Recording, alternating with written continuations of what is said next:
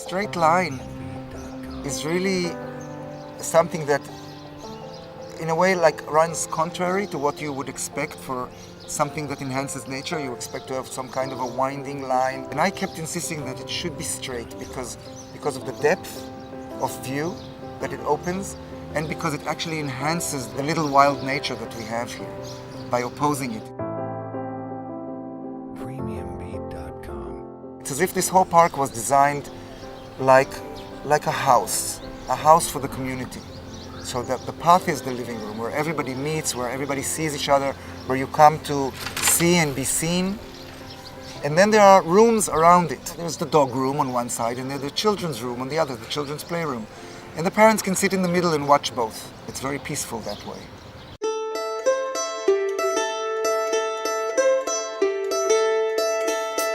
I really liked the idea of just enhancing the linear character of the park, just doing this one long straight line with lots of swings. Usually in parks there's always a fight over the swing. There's always too little swings and children love swings. So why don't we do one park where there's just enough swings for everybody? 20 different types of swings for little children, for adults. There's also like the love chairs. The children come and they play and they move from one swing to another. Each one is a different experience. When we started to work on the Haskalah Park, one principle was the principle of community. We wanted this park to serve as something that connects the people around here. We wanted to create a place that calls for gathering, that calls for new people to meet old people, that makes the old residents feel proud of their neighborhood and that like their neighborhood and make the new residents like the old residents. The other principle is the principle of a narrative, of telling a story. Amnon, my partner, said, well, it's called, the name of the park is Sderot HaHaskalah, the Enlightenment Boulevard.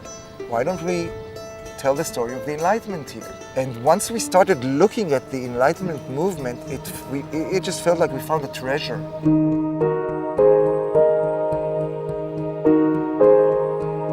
All the people that the street names are named after them in the neighborhood, they are authors from the Haskalah period.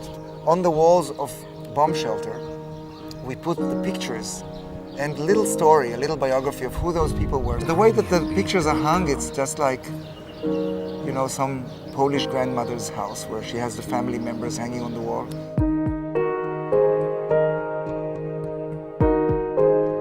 We have these tables scattered around the park. And on the tables, on each table, there is a poem or a short story. These things are related always to what is next to them. So it's a very, very rich content in those pages. I particularly like this one very much because it's a story about two little dogs. It's a children's story about dogs in between the children's play area and the dog area. And I hope it encourages them to tell the story to their children.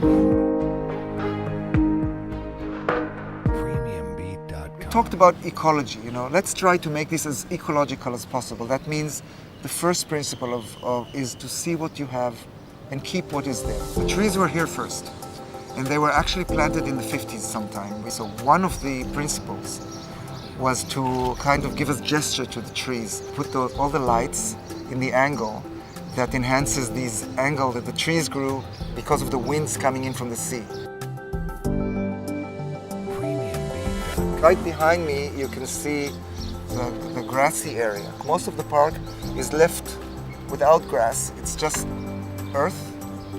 And it's one of the ecological principles of this garden that we wanted not to irrigate so much. Israel is a very dry climate and we want to conserve water.